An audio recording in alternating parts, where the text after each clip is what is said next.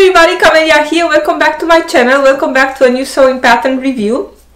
If you are new to the channel, my name is Camelia. I am on this sewing channel sharing with you the stuff that I'm making, maybe sewing tutorials. If you have any ideas for a sewing tutorial that you would like to see, please put a comment under the video. Don't forget to like the video, very important, and I always enjoy to read your comments. So today I'm going to talk about the latest release from Designer Stitch, the Hannah Blouse, and I am wearing here the first draft of this blouse, and this is actually more of the finished pattern, what it is at the moment. So Hannah Blouse launched last night, my time here in Germany. It's on sale for a week or something like that, and I really wanted, so today is 4th of May, you can, still next week I suppose, on Saturday. So I was thinking that if someone that is a subscriber here, or you are seeing the video on time, you could benefit from a very good price of the pattern for the sale time. So the Hannah blouse, well, this is I've worn this blouse, and this one you see is just a little bit different than this one, and I'll tell you in a moment what's different about. But this is a really great blouse, and the cool thing is that actually you can make it a little bit, with the frill, more I don't know, casual blouse, or if you leave the frill away, you can make it more like, your business shirt, and make it in a white shirting, and you are good to go. But to talk about the details of the Hannah blouse, so it's a pattern made for wovens, so you have to use something without stretch. It has princess seams from the shoulder in the front and also in the back, because the princess seams are also used to sew in the flounces. You can see it here much better. It comes, of course, as the most of the patterns from Designer Stitch, with cup sizing A, B, C, D, double D, E. It has two options for sleeves, but of course you can make so many. A sleeve you can always adjust very easy, but the pattern comes with two options: a short sleeve and this long sleeve, which is also finished with a little slit that is bound with the bias binding, and then with a little cuff. I have it here also. What else? Of course you have the flounce, and you see here that this one, the green one that I'm wearing, the flounce is just a little bit stopping a little bit shorter, but on the pattern that you get, the final pattern has the flounce a little bit going a little bit more down onto the back, and I think this one is looking even better. But again, this was my first test that Anne sent me the pattern, so that one, the final got adjusted. The flounce is a little bit longer in the final pattern. You have, of course, you can see here, you have placket for buttonholes and buttons. There is a stand color, you can see it here, and I think you could use any other color from a Designer Stitch pattern, because you know that it's going to fit, to add just a normal a classic shirt color on it. It will definitely work. The final pattern has more buttons here and buttonholes also on the stand, but I know that it's not made to be worn all the way like this, because of the cut of the blouse. So I just put the buttons till here and put none above. I think I did not even have enough of these red ones to put all the way up. Also the neckline here on this one is a little bit more floppy, but on this one it just got adjusted, so the final one is going to sit, the pattern that you get is going to sit something like this, and not so wide as I have it here. As I said, you can choose to leave the flounce away, and then you have just a really nice princess seam paneled blouse. There is, of course, a side seam here. I think a nice detail would be to use some French seams around on all these seams, where you put the fabric wrong size together, stitch it, and then turn it and stitch again, and I have inside, of course, serged seams, because I use the normal way of sewing the seams, but you can definitely make French seams only remember to adjust your seam allowance, because on the front is only 1 centimeter, and that will be a little bit tricky to make French seams with 1 centimeter. Not impossible, but a little bit tricky. Also, there is another option. On the pattern you will find, I have here, this is the side front panel, and you can see here there is an extra line. You can definitely use this line in order to get the blouse a little bit more fitted here under the bust, so around the waist, like you'll have, you know, the shape of a dart is going to shape your blouse, but you have the lines on the pattern too.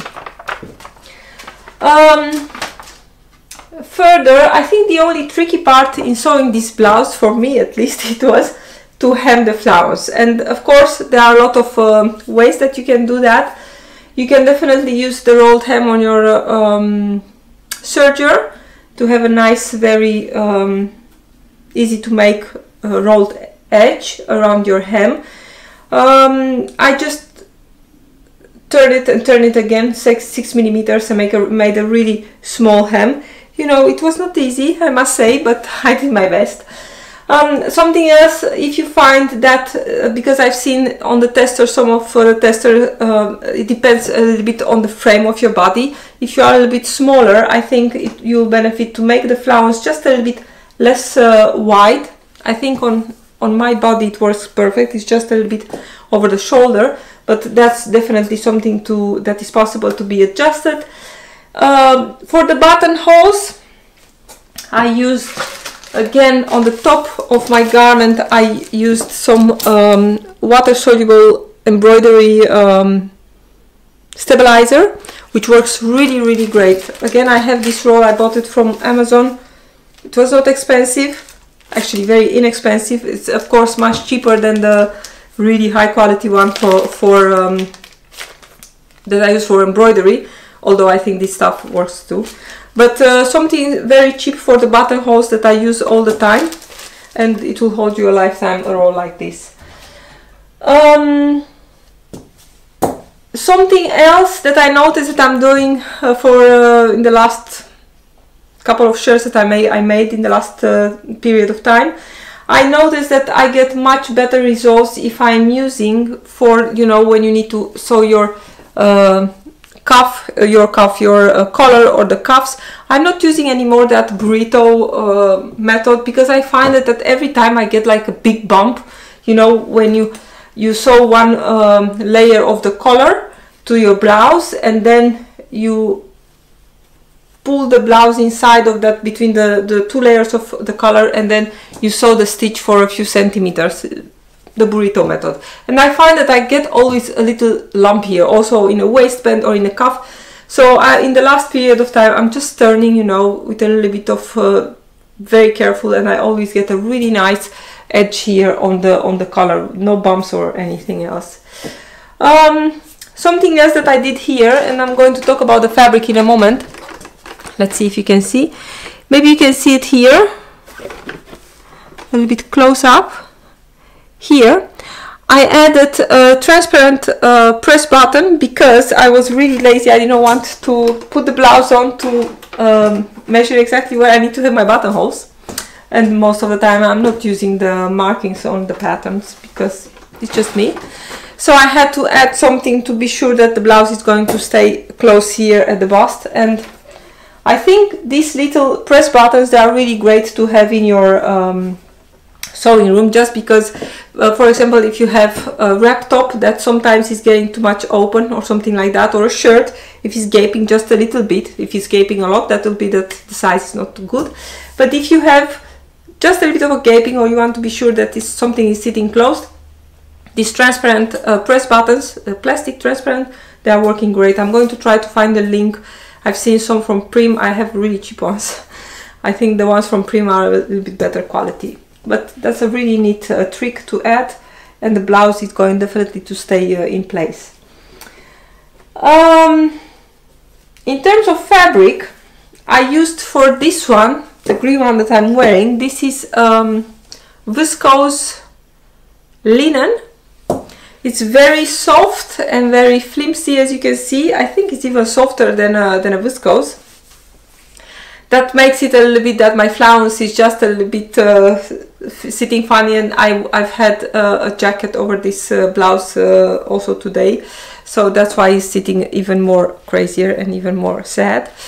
But this is a really soft fabric, and if you really need to think about what kind of fabric what kind of look you'd like to have with your Hannah blouse. If you go for something like this, or if you, by that I mean if you want something that the flounce is going to sit up a little bit, then I think you need to use something like cotton voile or something like that. This one is the same fabric as the one that I use for the blouse.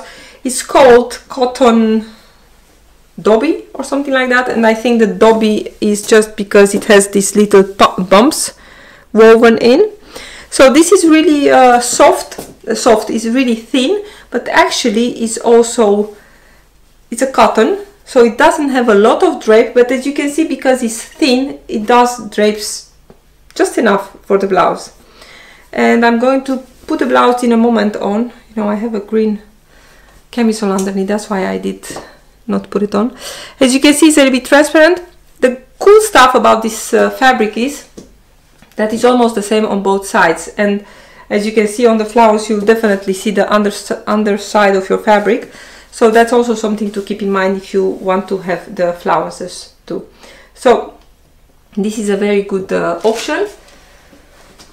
Then another one, so this is a cotton Dobby, they call it, something like a voile, but this one, this would be also very nice.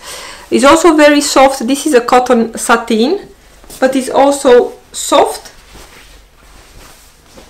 and I think it will work also very nice in a blouse like this. And another option that I'll definitely make one, and again you can totally skip this blouse, but I think that's the most fun detail on this blouse. This is just a normal viscose, which, because it's washed and not pressed, it's almost looking like a crinkle viscose or a crushed viscose. It's just crushed by my washing machine. But I think this will be also very nice for a Hannah blouse. So anything that is soft, not too soft, although I think this one without the flounce would be a perfect blouse. This is so soft against the skin and so drapey and nice to wear. I love it. I wear this one much more than this one. So in terms of fabric, this is what are my suggestions. Try to think about if you really want to have the flounce really to show, then use something with just a little bit of body. So cotton will work always very well. I think in a chiffon it will work also nice, but that's going to have definitely a very soft look. And here you can see the back again. I did make a sway back adjustment on this one, and if you really need a really deep sway back adjustment, you can definitely shape a little bit more the back here. I don't think it's necessary to add a seam in the center back, but yeah, this fabric, I think this fabric is just glorious. It's so beautiful. Let's see. I'm just going to stop the cam for a moment to try to put this one on. Remember, I have a green camisole under, so you will see it a little bit through.